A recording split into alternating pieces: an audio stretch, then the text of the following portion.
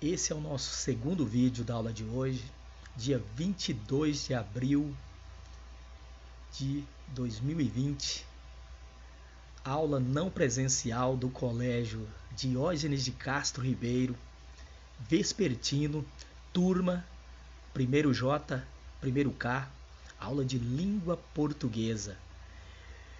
O segundo vídeo por quê? Porque o primeiro nós criamos a aula de hoje com dois pequenos vídeos, um de gramática, correçãozinha da atividade da aula passada, o segundo vídeo, continuação da matéria de literatura. A gente está tentando dosar a matéria em pequenos intervalos, tentando conciliar um pouco de gramática, um pouco de literatura, para que não fique nem só uma coisa, nem só outra. Nessa segunda parte, nós vamos aprofundar o que nós começamos sobre cantigas trovadorescas. Eu quero que vocês fixem muito bem esses conceitos de cantiga trovadoresca, cantiga de amigo, cantiga de amor. Hoje ainda não falaremos nem da cantiga de escárnio, nem da cantiga de maldizer. Então, primeiro, relembrando, as cantigas trovadorescas aconteceram em um momento em que literatura e poesia eram uma coisa só. Elas eram compostas de maneira oral para serem cantadas. Ainda não tinha a poesia escrita. Isso gerou, inclusive, uma dificuldade para se estudar essas cantigas, porque muito se perdeu. Como era uma coisa que a pessoa criava e às vezes não passava isso para ninguém, então muito desse material foi perdido. Nesse sentido, nós temos 17 partituras que foram encontradas. Na aula de hoje, eu vou mostrar para vocês duas delas. Uma não podia ser outra, que é a Cantiga da Ribeirinha. A Cantiga da Ribeirinha é considerada o primeiro texto de língua portuguesa. Eu digo considerada porque pode haver um probleminha de data. Ou era 1180 ou 1192. Vai depender um pouco, porque se mesmo não sendo o primeiro, ainda pode ser considerado o primeiro texto literário. O primeiro texto literário não tem jeito. A Cantiga da Ribeirinha é o texto literário em língua portuguesa mais antigo já encontrado. O outro texto é de uma repartição de terras, um documento oficial que também tem uma data próxima dessa. Um desses dois textos vai entrar como sendo o texto mais antigo. Nós vamos ficar com a Cantiga da Ribeirinha, porque mesmo se ele não for o mais antigo, ainda vai ser o mais antigo da literatura. É o texto literário mais antigo escrito em língua portuguesa, Cantiga da Ribeirinha. E o segundo texto é de um rei de Portugal, Dom Dinis, que além de rei, ele era trovador. E ele deixou também algumas peças compostas. Nós vamos ouvir cantiga que chama Flores de Verde Pinho. Flores de Verde Pinho é o nome da cantiga do Dom Dinis. Então vou reproduzir para vocês uma, depois a outra, e a gente vai falar das características delas novamente, para que vocês relembrem.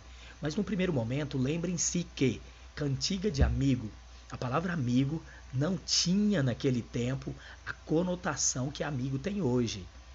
Cantiga de amigo, naquele tempo, era uma cantiga de namorado, de amante. Amigo não tinha o sentido de amizade, tinha o sentido de amor, de amado. Era uma cantiga que se fazia para uma pessoa amada. A diferença das duas também já vai gravando aí. A cantiga de amor era um eu masculino que fazia para uma pessoa amada do sexo feminino. Era geralmente uma mulher que esse eu lírico nunca ia ter. Era uma mulher superior, uma rainha, uma princesa, uma senhora que estava em um patamar muito mais alto do que o desse eu lírico, desse cantador. E ele sabia que nunca teria acesso a essa mulher. Então tem essa questão.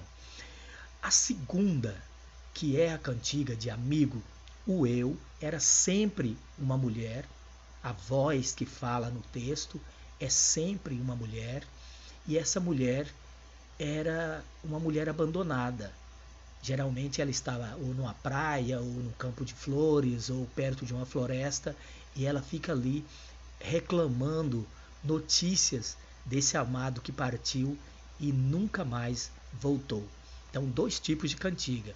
Em ambas, o que vai ter em comum, né? Em ambas nós temos a questão do sofrer, a questão do sofrimento, que eles chamavam de coita.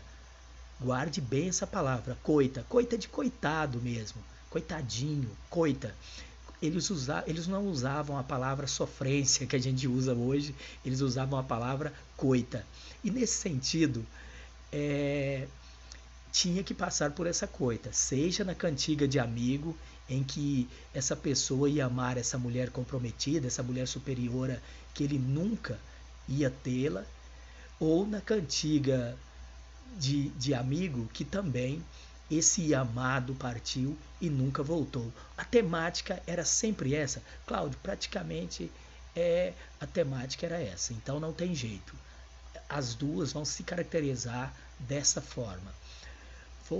Vamos primeiramente aqui, logo na cantiga da Ribeirinha, que vocês vão ouvir.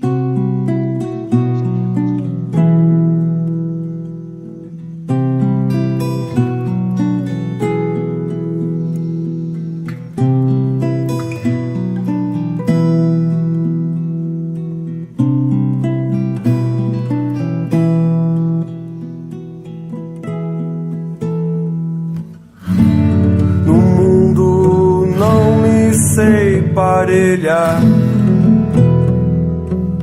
mentre me for como me vai, camoiro por vós e ai, minha Senhor branca e vermelha, queredes que vos retraia,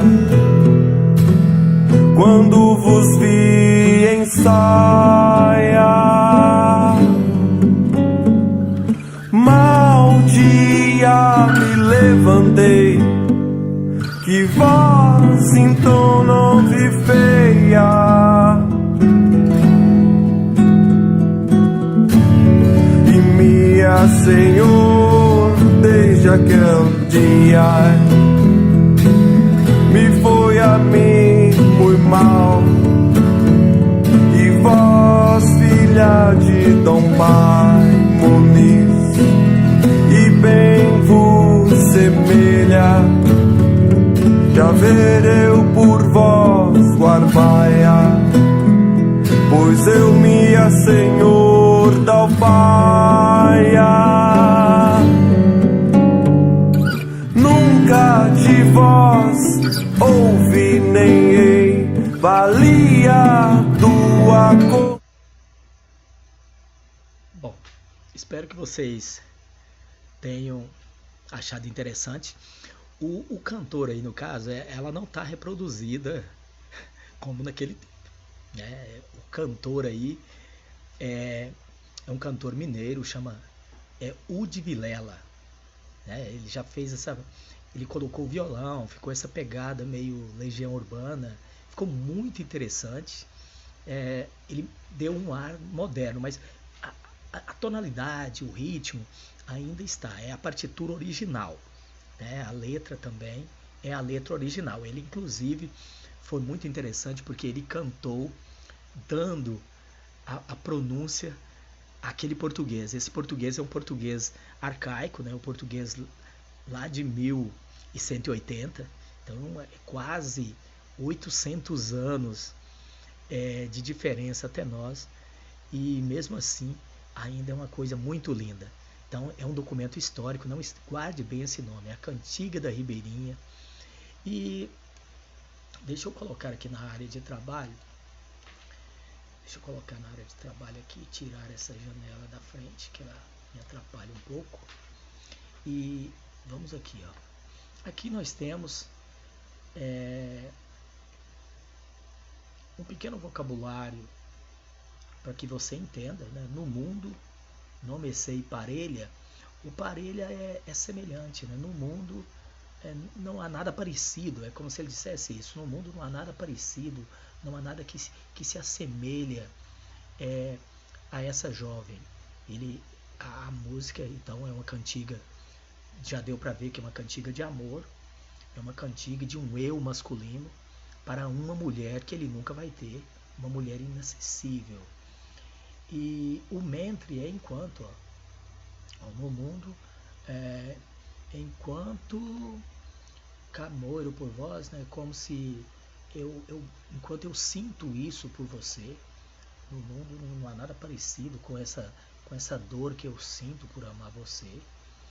E esse Minha Senhora branca e vermelha, quer dizer, uma mulher das faces rosadas, era branquinha, que chegava, a pele dela era até rosada. E aqui tem a tradução mais fácil, tem aquele vocabulário. Esse material eu vou tentar disponibilizar para vocês, para ficar mais fácil de vocês estudarem ele em casa. Aqui tem a tradução dela, ó. No mundo não conheço ninguém igual a mim, enquanto acontecer o que me aconteceu, pois eu morro por vós. E ele diz, né, Minha Senhora, alva e rosada, quer dizer, branca, que chegava a ter as faces rosadas. E ele fala, quereis que vos se lembre que já vos vi na intimidade. Já vos vi na intimidade. Em mau dia eu me levantei, ou seja, foi o pior dia da vida dele, quando ele pôde vê-la na intimidade, e ele diz, vi que não sois feia, quer dizer, ele achou ela muito linda realmente, ele foi amor, se apaixonou por essa mulher, e ele maldisse esse dia justamente porque a partir desse dia ele não conseguiu pensar em outra coisa que não fosse o amor dela. E continua, e ele diz que, e Minha Senhora, desde aquele dia, venho sofrendo, olha a coita aqui, o sofrimento, né? O famoso sofrer aqui, venho sofrendo de um grande mal, enquanto vós, filha de Dom Paio Muniz. E ele fala que, mesmo que ele a cobrisse com um manto, quer dizer, uma roupa bonita, aqui a tradução não ficou tão boa, mas ele diz que mesmo que ele pudesse fazer tudo isso, que ele pudesse cobri-la com roupas bonitas, seria mais ou menos, se eu pudesse te dar tudo que uma mulher como você merece, mesmo assim ele diz que nunca recebeu uma coisa mais insignificante dela. Para ela ele não vale nada. Até aqui no texto ele diz que a valia de uma correia, quer dizer, deve que existir essa expressão, né? Você não vale nem uma correia mesmo dessas de amarrar animais e de colocar no arreio ali do cavalo. Então, essa é a primeira, Cantiga da Ribeirinha. Aqui tem uma pequena explicação de quem é ela, né? Diz que o nome dela era Maria Ribeira, e aqui entra aquela questão de datas que eu falei para vocês. Há uma dúvida se é 1189 ou se é 1198.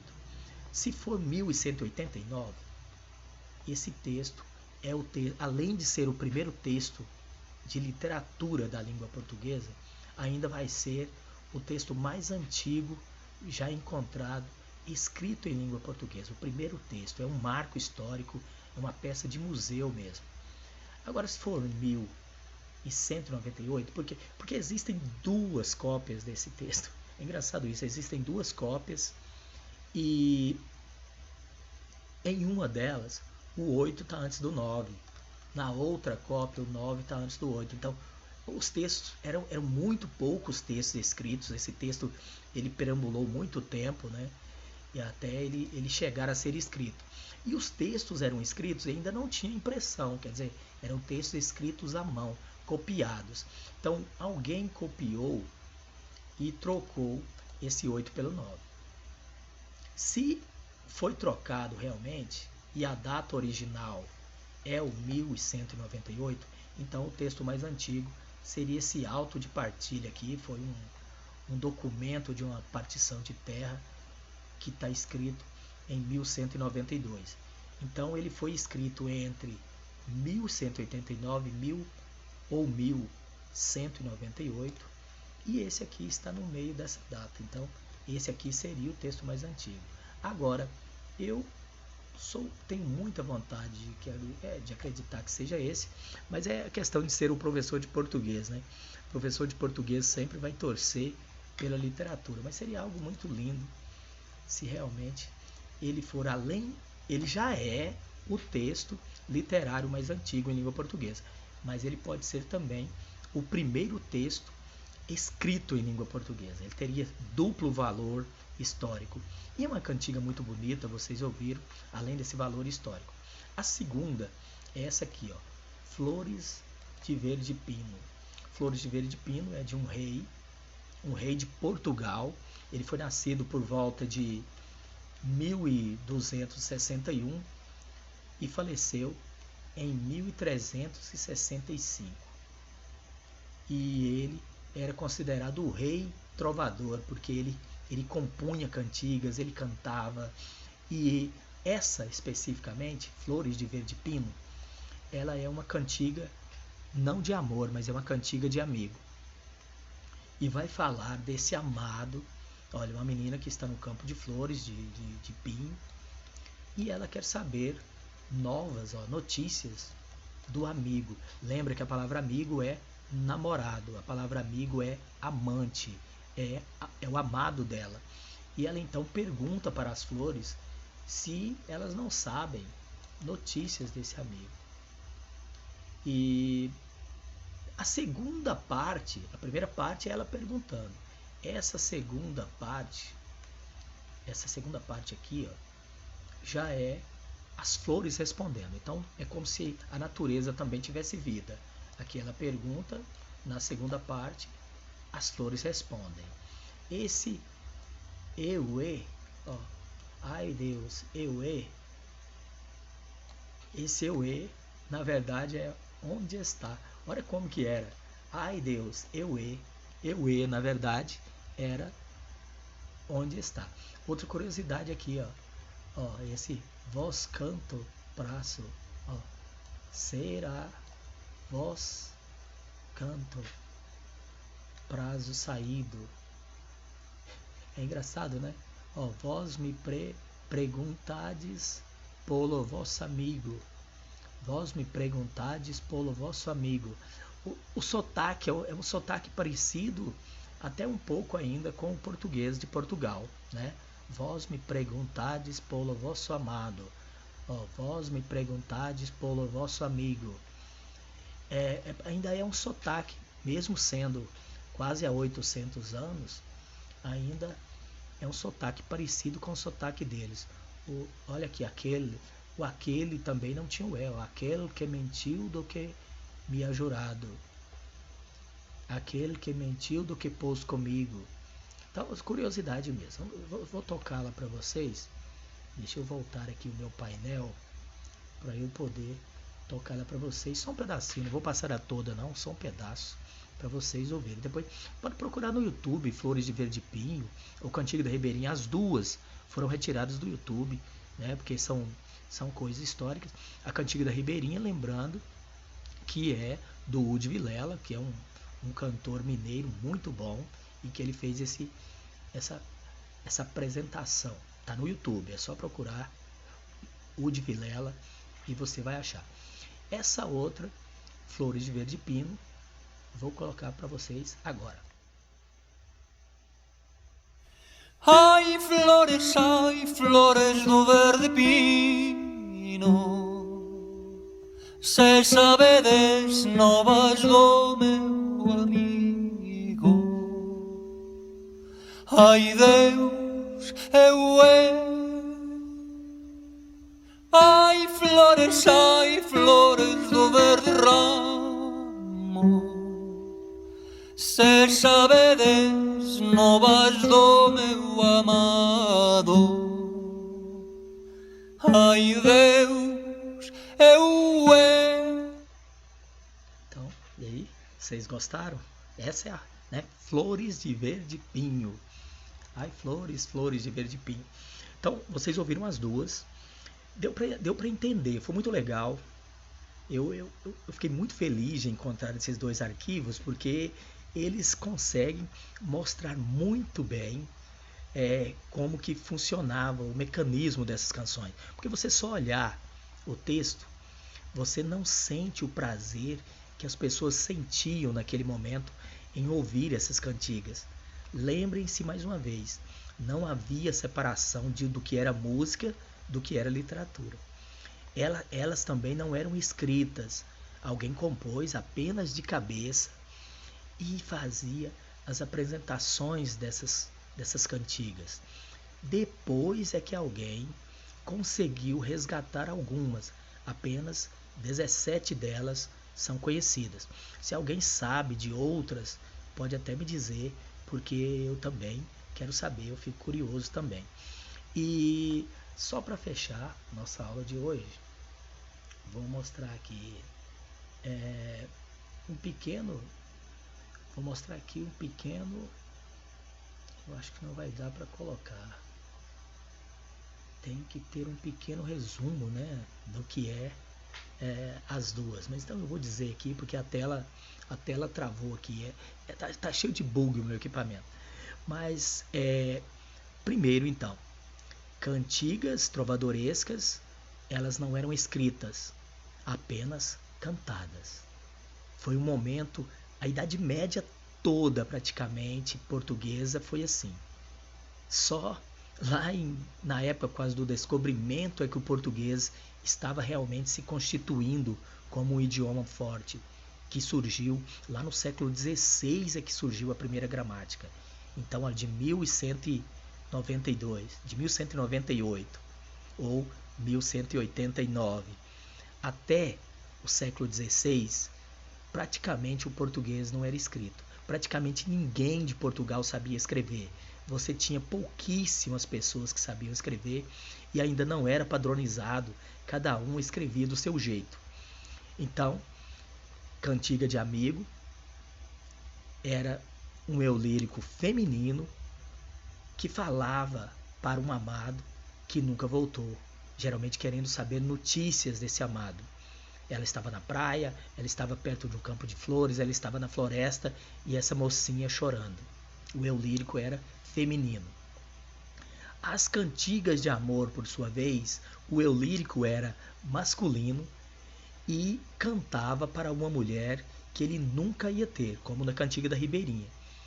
Ele fala que a primeira vez que viu essa mulher foi o pior dia da vida dele, porque ele não conseguiu mais pensar em outra coisa.